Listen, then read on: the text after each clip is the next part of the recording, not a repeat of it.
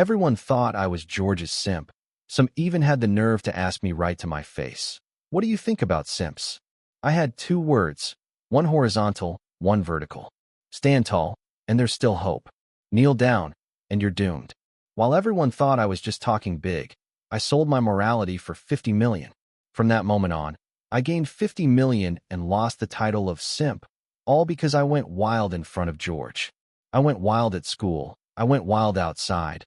I went wild online. I went wild like no one could stop me and earned myself the title of Mad Dog. Chapter 01. Just because she didn't like the flavor of the milk tea, George smashed it right into my face in front of the entire class and ordered me to go buy her another one. Her treating me like this didn't surprise me at all. Back in the day, I would have just swallowed my pride and taken it. George is my stepmother's daughter. She's 2 months younger than me. When my dad married her mom, he told me, "She's your little sister. She never had a father growing up. It's pitiful. As her older brother, you should let her win. Take care of her, protect her." I asked why. Isn't there supposed to be gender equality? But he shut the topic down in a commanding tone. Frowning, he said, "Why are you asking so many questions? As a man, you should be the one protecting girls, giving way to them. Even if there's gender equality, we men should be more magnanimous." Got it. I was morally blackmailed. So from high school on, I let George get her way, but she kept pushing further and even forbade me from publicly acknowledging we were related at school. And yet, I still had to follow Dad's orders and bring her snacks, clothes, whatever. Over time, the entire school began spreading that I was George's simp. I tolerated her for 2 years, but today I didn't feel like putting up with it anymore. I picked up the milk tea and walked toward her. The girls around George chuckled and mocked me. Such a good little boy. He knows to pick up the trash. George looked at me with utter contempt, but the next second I raised my hand with all my strength and smashed the milk tea straight onto her head. I cursed, "Fuck you." Chapter 02. Don't blame me for being this ruthless. Just 3 days ago, a mysterious man approached me and said, "I'll give you 50 million. Sell me the best thing you've got." I instinctively clutched my kidney in fear. He burst out laughing. "Relax. I don't want your organs. I want your morality." And in that moment, I understood. No wonder I put up with George's crap for so long. Turns out the best thing I had wasn't my kidney. It was my morality. Under my gaze full of, "Is this really happening to me?" the man handed me a card. I checked. Holy shit, it really had 50 million on it. Riding the bus home in a euphoric daze of sudden wealth, I didn't get up to offer my seat to an elderly lady for the first time in my life. Instead, I rolled my eyes and said, "Oh, come on, ma'am. You just chased the bus like an Olympic sprinter, and now you expect me to give up my seat?" As her face turned a thunderous shade of gray, I slowly realized I really had no morals anymore, but damn, it felt good. Chapter 03. I'm not that strong, but I still managed to slam the entire milk tea right down on her head, completely destroying her overdone makeup and upper-class wannabe outfit. Not at all what a student should look like. The loud splat echoed like a comet smashing into the earth, leaving George totally dazed on the spot. After a moment, she finally let out a sharp scream. Her shocked expression turned into fury as she shouted, "Ryan, how dare you?" I chuckled. Why wouldn't I dare? I sneered. "George, even stepping over the line should have a limit. I tolerated you all this time out of respect for my dad and your mom. Did you really think I was easy to mess with?" George, wiping crushed ice and milk tea off her face, was so furious her chest was heaving. She bit her lip and threatened, "You want me to tell your dad?" I scoffed. "What are you, 5? Still tattling? How childish. And besides that, do you even have any other tricks to threaten me with?" She was speechless. I went on, "Drop it, George. I didn't put up with you because I owed you anything. I was just shackled by some ridiculous moral values, that's all." Got it. Not just her. Even the onlooking classmates were stunned. I smiled and walked away with calm grace as if nothing had happened. But I smiled too soon. That afternoon, I got cornered in the bathroom by a few of George's delinquent admirers. Chapter 04. The moment I stepped out of the stall, a bucket of ice-cold water was dumped right over my head. In November weather, it pierced through my bones and numbed my soul. Oddly enough, the rage made me calm. I just stared at them with a blank expression. The one leading the charge shouted, "What the fuck are you looking at? You dared to bully a girl?"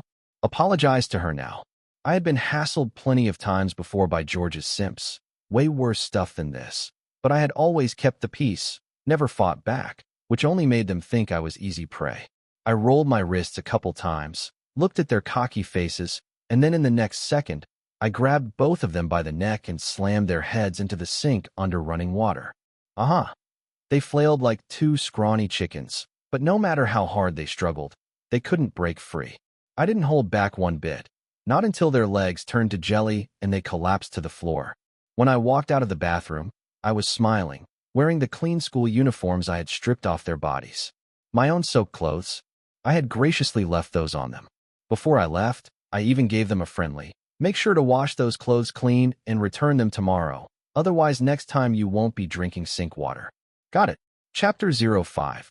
Those two thugs didn't bother me for the rest of the day, but what I didn't expect was for George to actually come looking for me.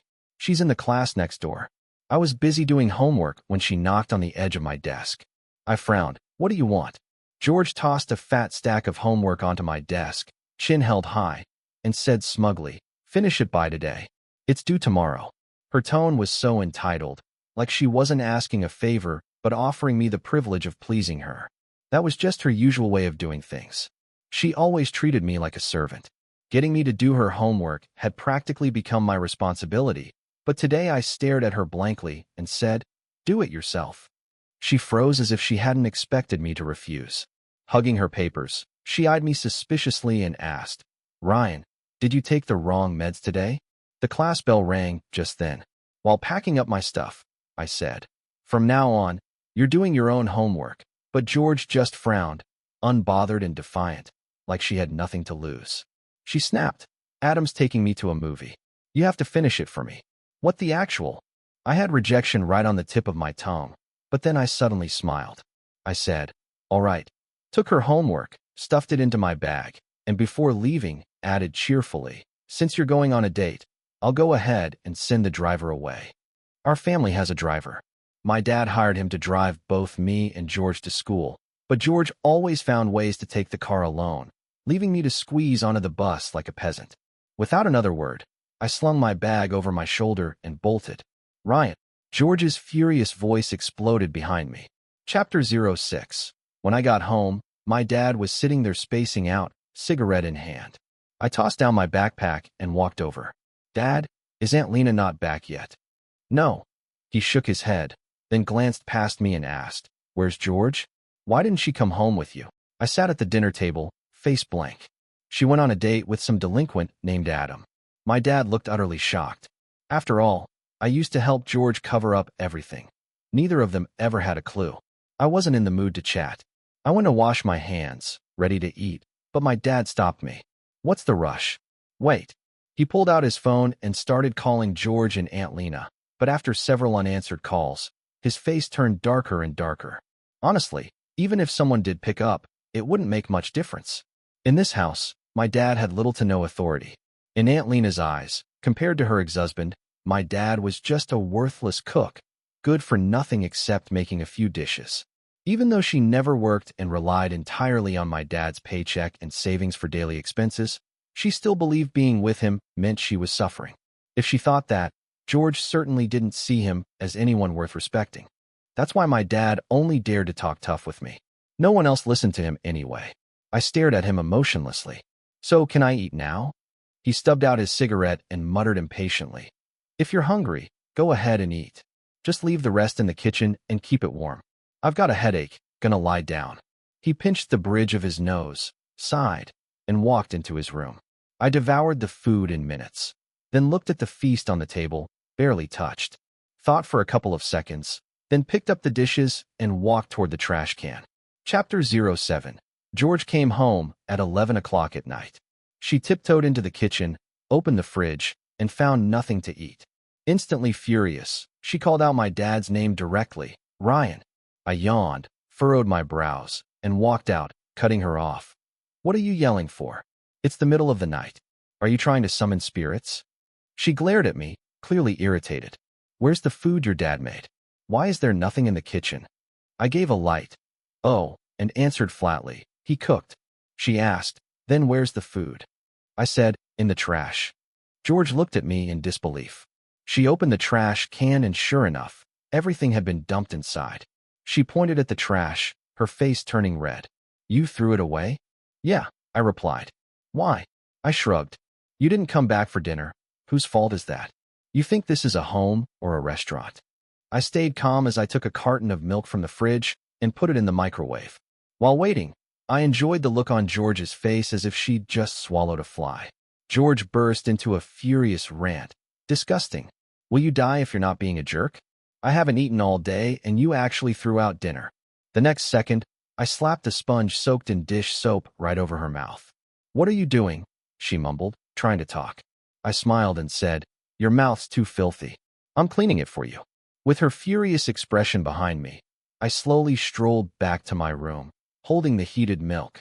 George yanked off the sponge, and while scrubbing her mouth, shot me a death glare and yelled, Ryan, how dare you treat me like this? Just as I reached my room door, I turned slightly and smiled lazily. Oh, what can I say? If it's that serious, call the cops. Chapter 08. George was so angry, she didn't sleep a wink that night. The next morning, she sat at the table with massive dark circles under her eyes and a scowl on her face. She complained, Fried eggs? Didn't I say I don't eat eggs? She tossed her chopsticks down with a picky face and sulked in her seat. My dad frowned but said nothing. I walked over to the table, slapped the homework George gave me right in front of her, and said, Can't you do this yourself? Do you think my dad is your servant? She met my cold gaze and snapped back. What? Did you swallow gunpowder this morning? I shrugged again. Sure did. So don't provoke me, or I'll blow you up. George was speechless. Seeing the time was getting late, she stuffed her homework into her backpack and rushed out, trying to fight me for the driver. What a joke. I've got $50 million in the bank now. I can totally afford a ride. Before I left, I looked at my dad's troubled face and teased. If I'm not wrong, Auntie Lena didn't come home last night, did she? My dad froze. Yeah. Seeing my gloating expression, he frowned and tried to defend her. What do you know, kid? She called me last night, said she was getting her hair done. It was too late and dangerous to get a ride, so she stayed out. She even sent me a hotel video. Nothing suspicious. I chuckled. Where's the video? Honestly, I feel like my dad lives in a fantasy world. He believes everything Lena says. Reluctantly, he handed me his phone. I glanced at the video. It showed a full skin of the hotel room. She was indeed alone, but in the corner of the shoe cabinet, clearly there were 2 pairs of shoes. Chapter 09. After arriving at the classroom, everyone started handing in their homework. I was in charge of collecting the English assignments. A few girls in the class looked at me with pitiful eyes and said, Ryan, I wasn't feeling well last night and forgot to do the homework. Can you talk to the teacher for us? Playing weak and pretending to be pitiful, these girls had used that trick plenty of times before. I simply said, Oh. Then I nodded and walked past them without stopping. But after the first period ended, the English teacher called them into the office. George was called in too.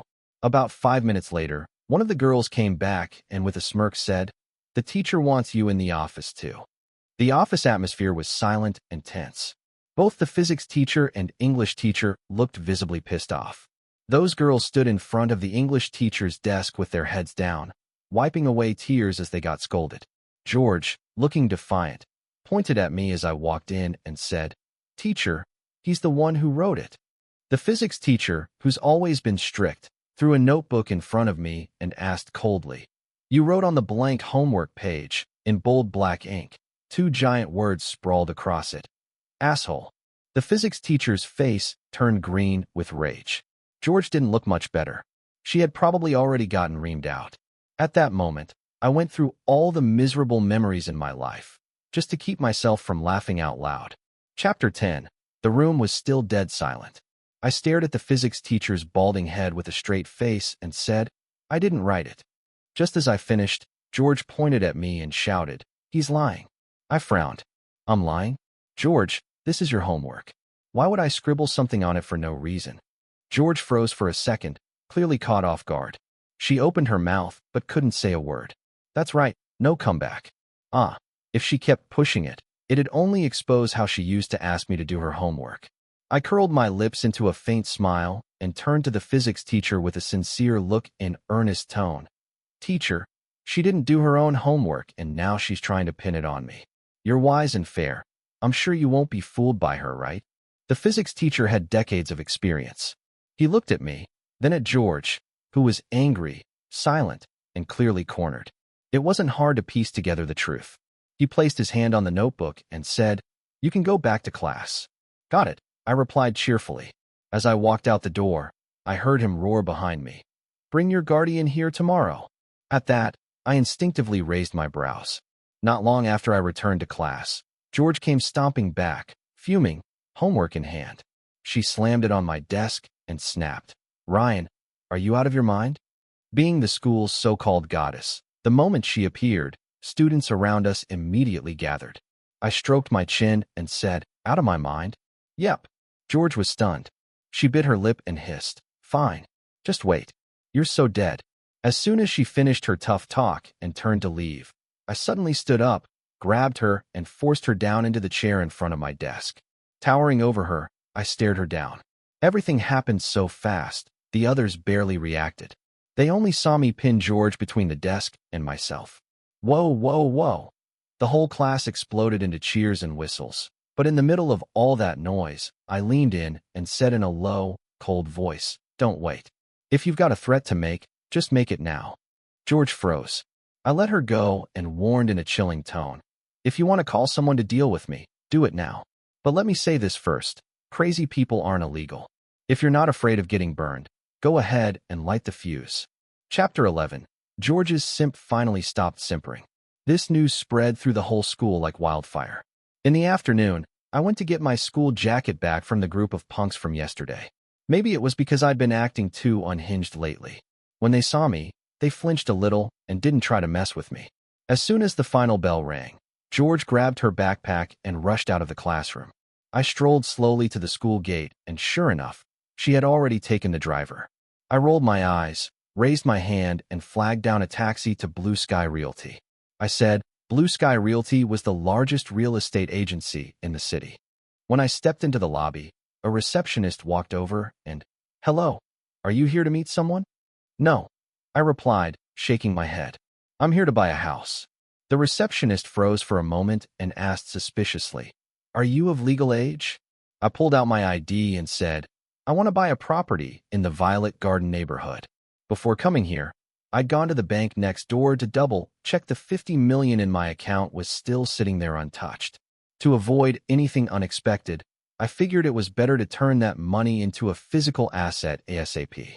The receptionist quickly made a call, and soon an agent came out with a stack of documents and started explaining the details of Violet Garden to me.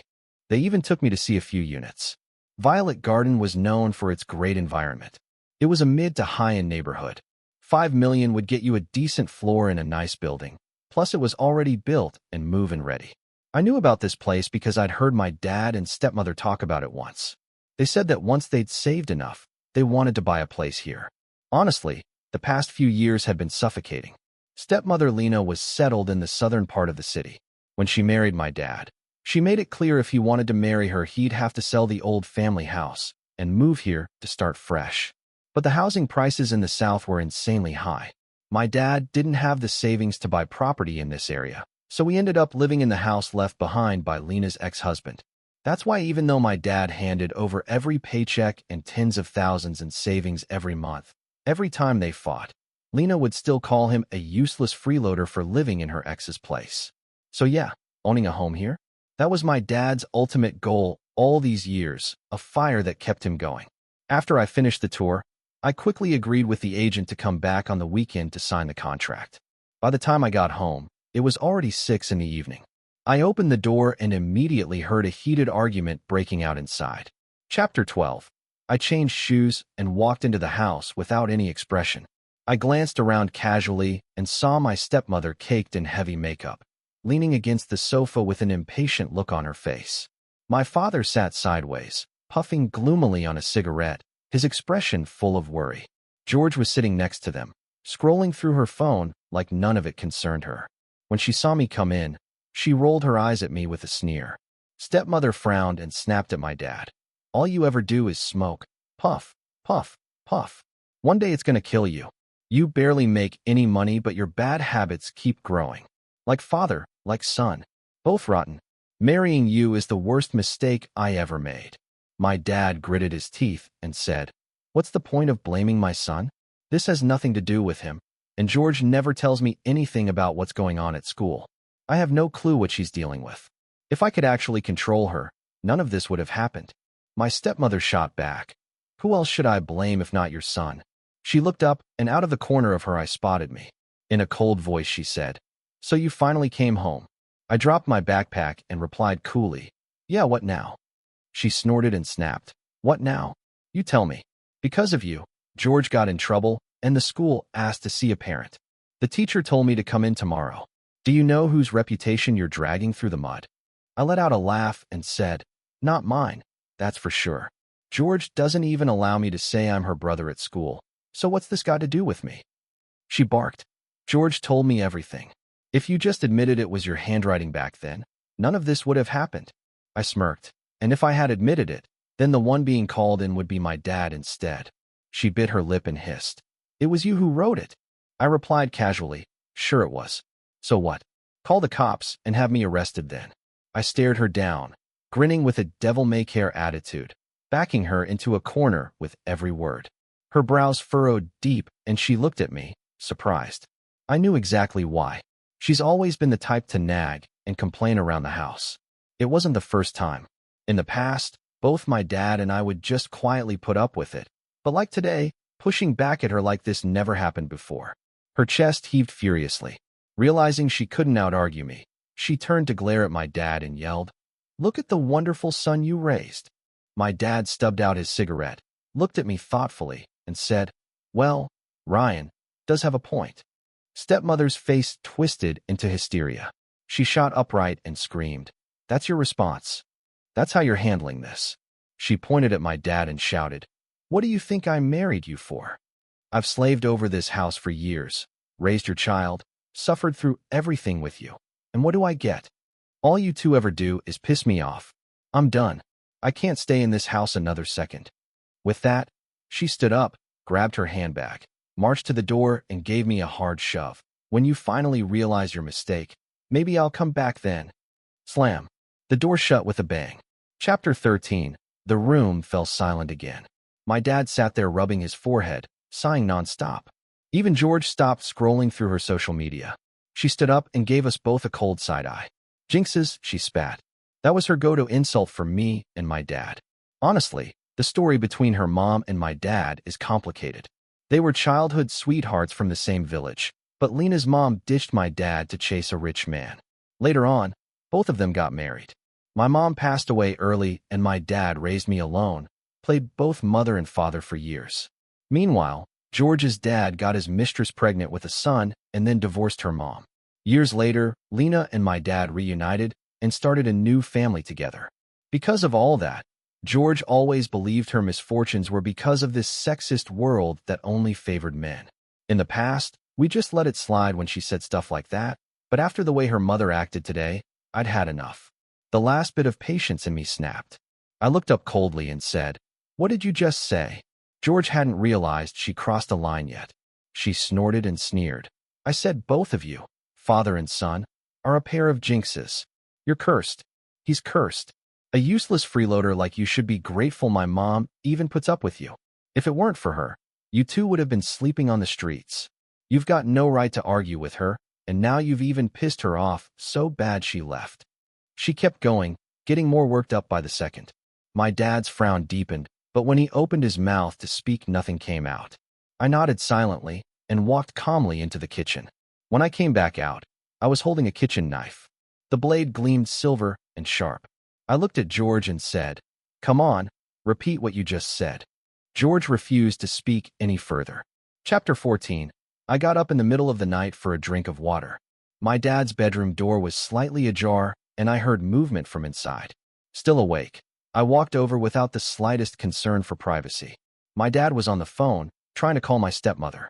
He'd tried several times, but she didn't pick up. Eventually, her phone went straight to voicemail, switched off.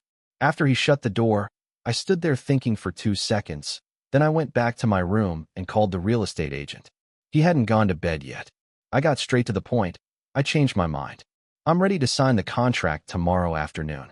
The next day, my stepmother came to school. When she saw me, she pretended I didn't exist.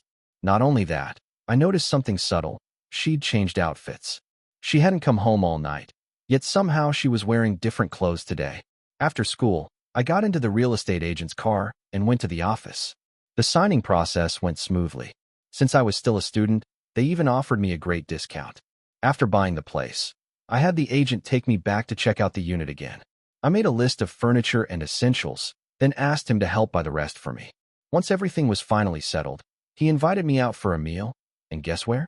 The hotel where my stepmother had stayed. Over dinner, the agent sighed. You're really something. So young and already this capable. The future's bright for you. I nodded with a polite smile, but my eyes never left the hotel entrance.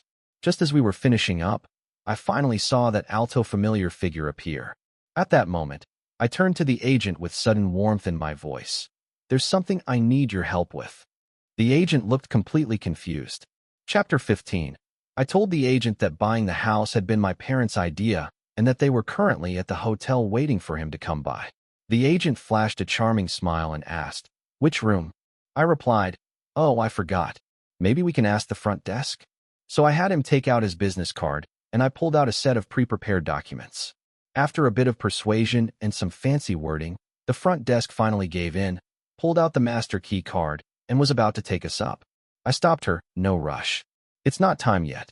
She looked confused. I stepped aside and took out my phone to start making calls. Uncle. Yeah, it's Ryan. My parents wanted to treat everyone to a meal at TX Hotel. Yep, right now. Come quickly. Aunt, my dad got the stuff you asked him to help buy. They want to see you at TX Hotel now. Great.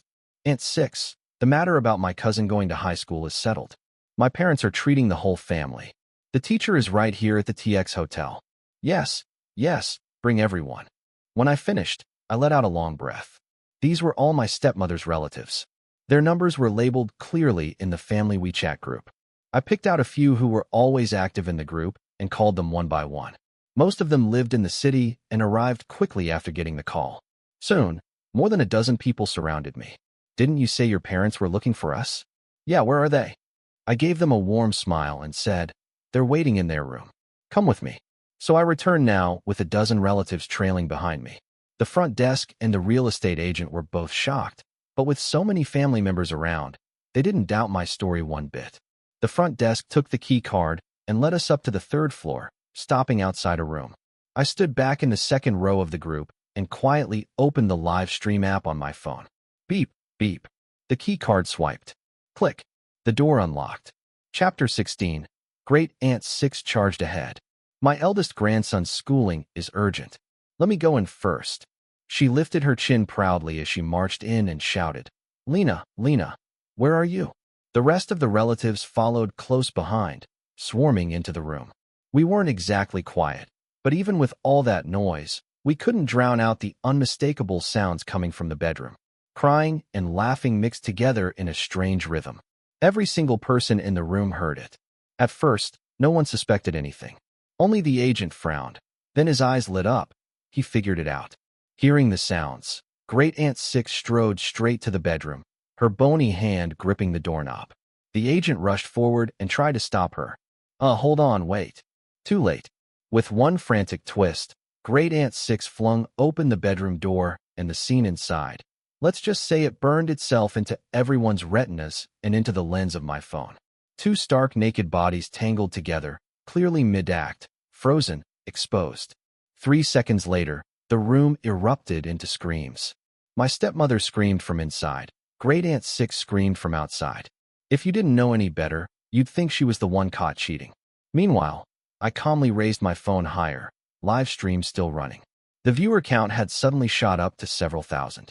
I declared loudly and clearly, ladies and gents, I'm currently catching my stepmother in the act.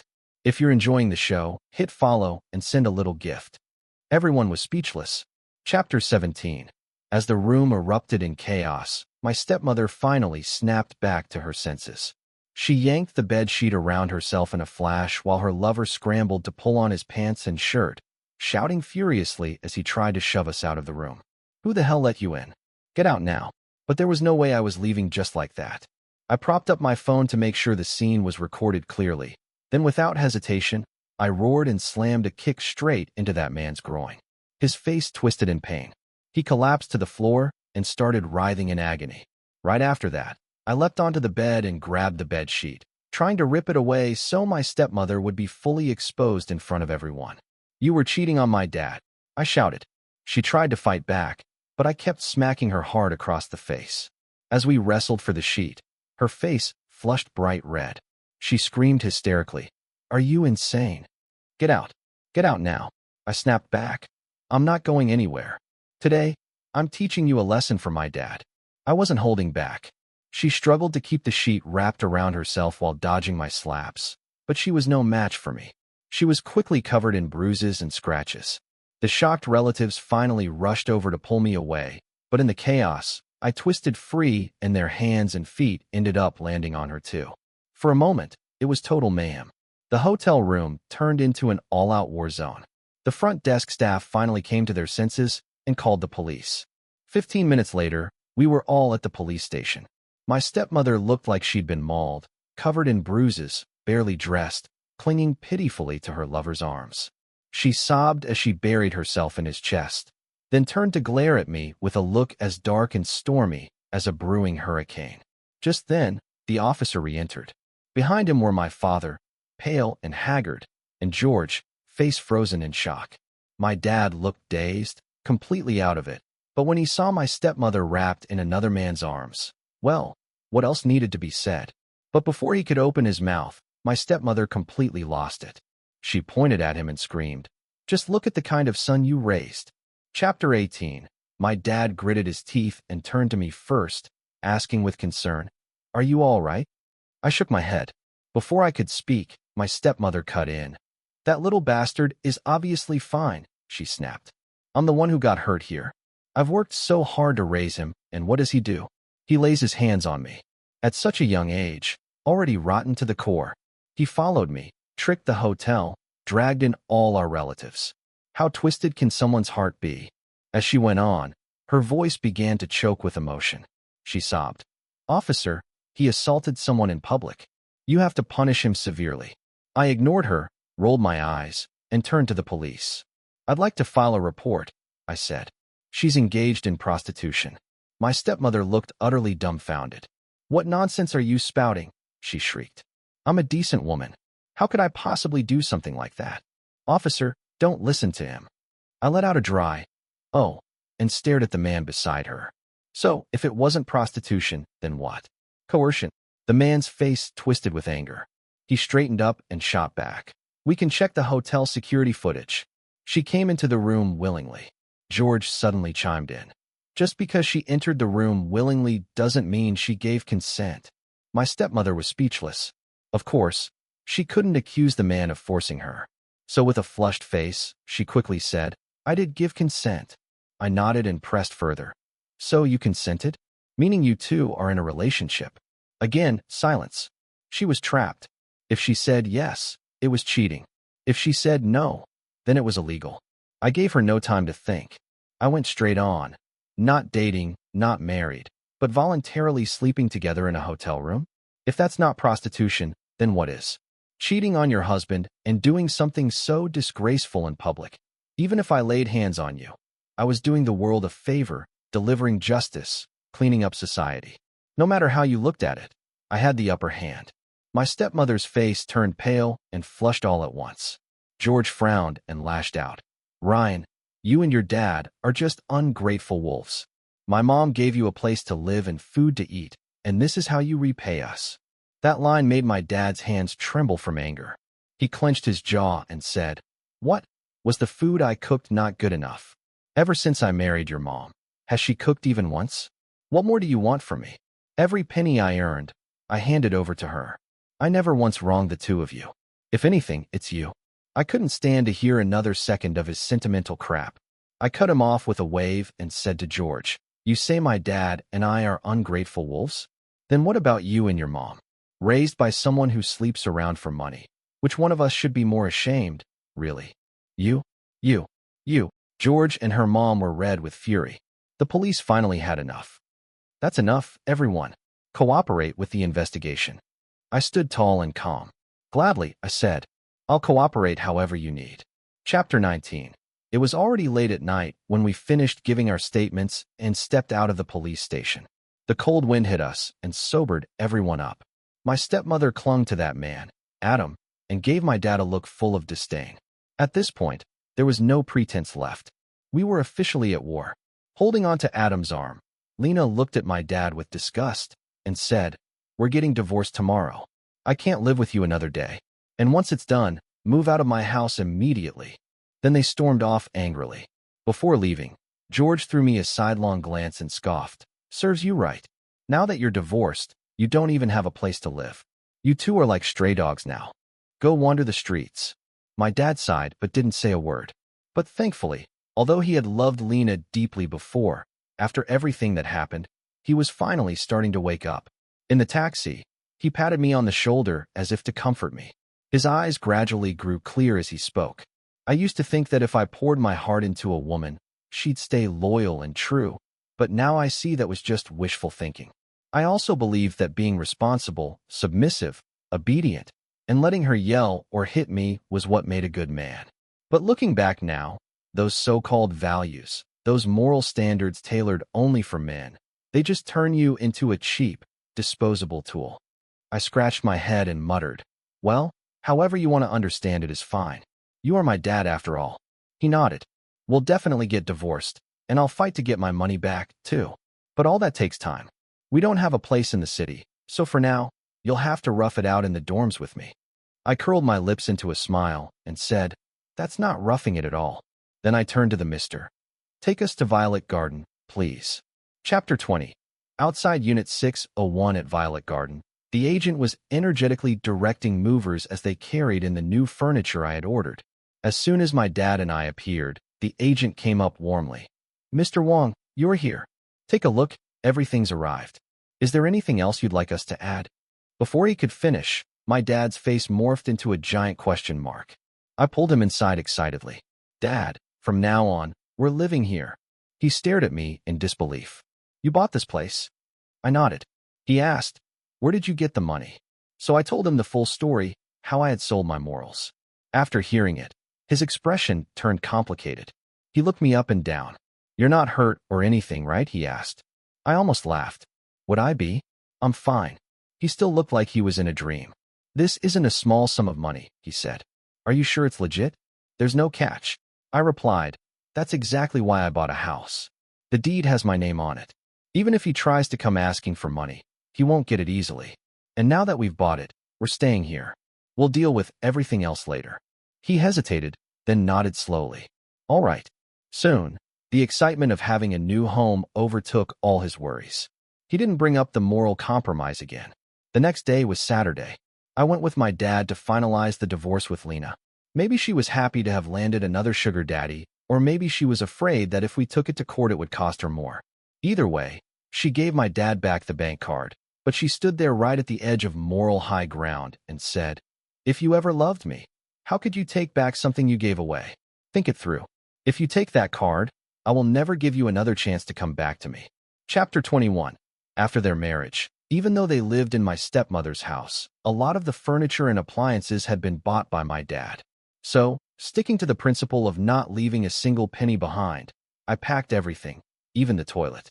Oh, and also that half bottle of toilet cleaner in the bathroom. Since it was, well, a special item, I didn't pack it with the rest. Instead, I casually hooked it onto my finger. But just as I reached the door, I heard my stepmother shamelessly running her mouth again. My dad's face flushed red, veins bulging in his neck as he was about to explode on her.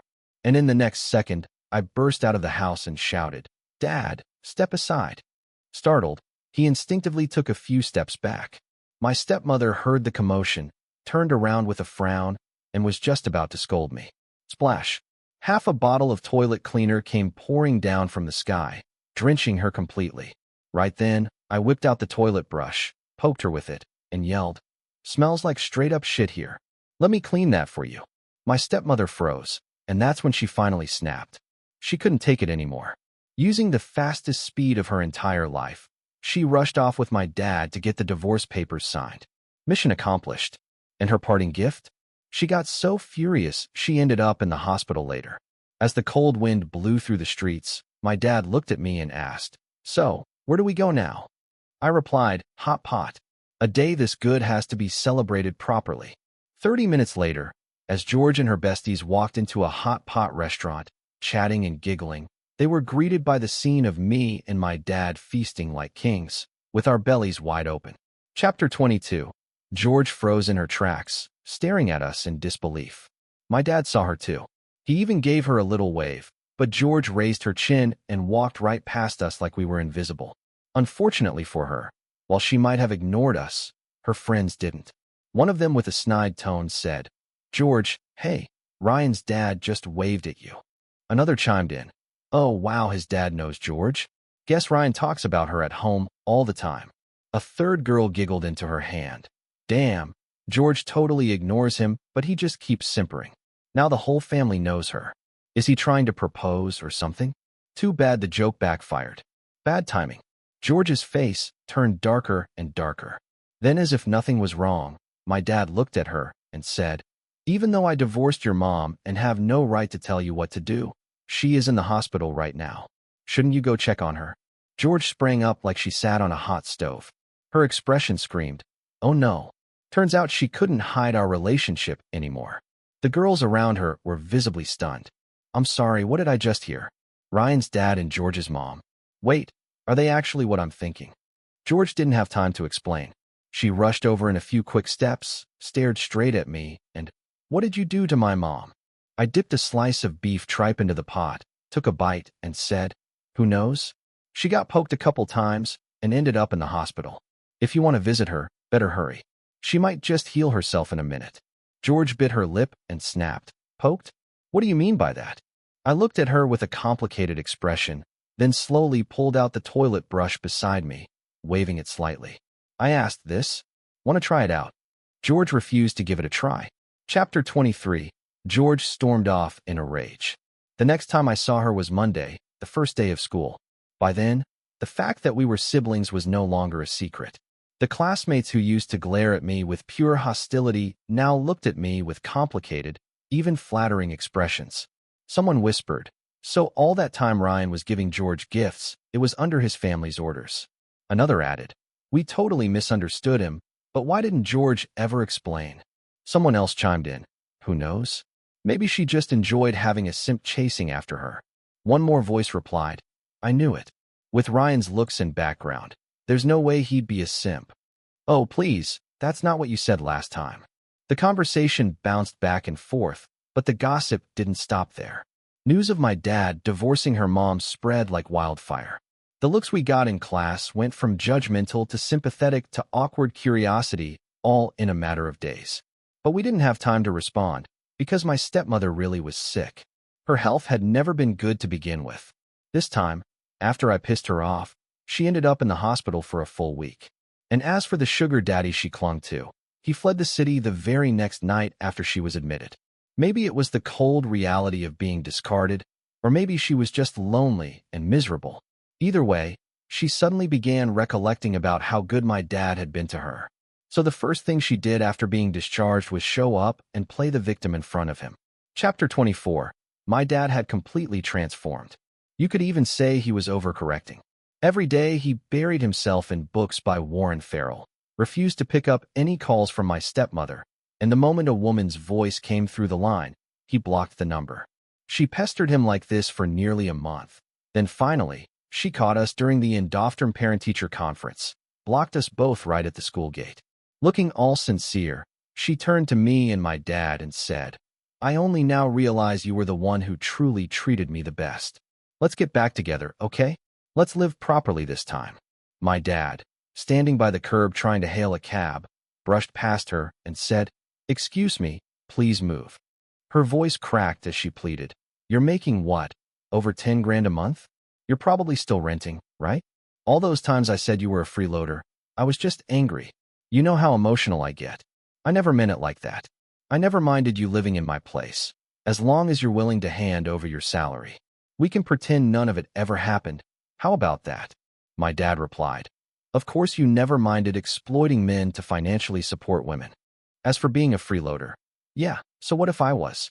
That whole narrative that men have to act like men by being the sole provider doesn't work on me anymore.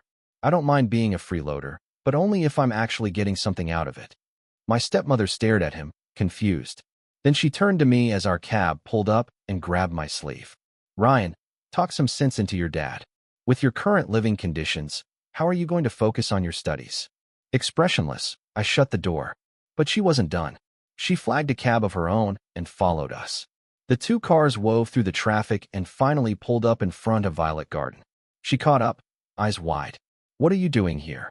I walked through the entrance and said calmly, going home, of course. Her voice went sharp. You live here? I answered, yes. Her face twisted in disbelief. That's impossible. Your dad only makes $14K a month. There's no way you can afford Violet Garden. You're faking it. You're putting on a show just to save face. She was cracking. I lifted my access card and scanned in. The gate opened. I stepped through slowly, and just before the gate shut behind me, I turned around and gave her a mocking smile. Her eyes turned red with fury. I walked a few more steps, then paused and looked back again. Oh, right, almost forgot. The doctor told you not to get too emotional, right? Still, there's something I should remind you. Her facade dropped completely. She glared at me and growled. What? I lifted my phone and waved it at her. If you can, maybe stay off the internet. My stepmother was never truly sorry. She just wanted to keep lording over us, treating me and my dad like obedient dogs who'd come and go at her command. But what's more infuriating than seeing someone you once looked down on living better than you ever imagined? If anything is worse than that, it's this, the video of her getting caught cheating. I posted it online and it went viral. Chapter 25. The backlash came like a tidal wave. Fake photos, doxing, that was the mild part. Her scandal was even picked up by official news outlets. She was publicly condemned for her behavior, and just like that, even her relatives who barely ever touched the internet found out about her. Her elderly mother, a fierce old woman with one foot already in the grave, came all the way from the countryside to the city, pointed a bony finger in her face and roared, I don't have a daughter as shameless as you. Well, congrats, now she's practically an orphan. Then came her job, the one she had only just landed. She was fired immediately, so fast, it was almost impressive. At this point, even eating became a problem. She was so furious she landed back in the hospital. But even lying there, whenever she was awake, she could still hear the whispers from the nurses outside her room. That's her, the woman who cheated and prostituted herself. Ugh, so gross. I don't even want to go in and check her vitals. Another nurse replied, trashiest of the trash. Next time I give her an injection, I'm making sure she feels it. Chapter 26. As things spiraled further, George finally cracked. She came to find me. At first, she was relatively calm. She begged me to make a public statement and clear things up. I stared at her and said, clarify? You want me to lie in front of the entire country? George pressed her lips together. Ryan, she was your mother once. Can't you let it go just for that? I raised an eyebrow. Oh, I said casually. Nope. George's chest heaved violently. Her patience ran out. She jabbed a finger at me and shouted, Ryan, if you drive her to death with anger, people will judge you morally too. Can your conscience really live with that? I stared at her, smirked, and said slowly, morally? I raised a brow and let out a low chuckle. You might not believe this, but I sold my morals. George froze, utterly confused. She clearly didn't believe me, probably thought I was just being sarcastic. Frustrated, she cursed me again, jinx, then turned and stormed off. The next day, George's attempt to guilt-trip me and shame me online backfired.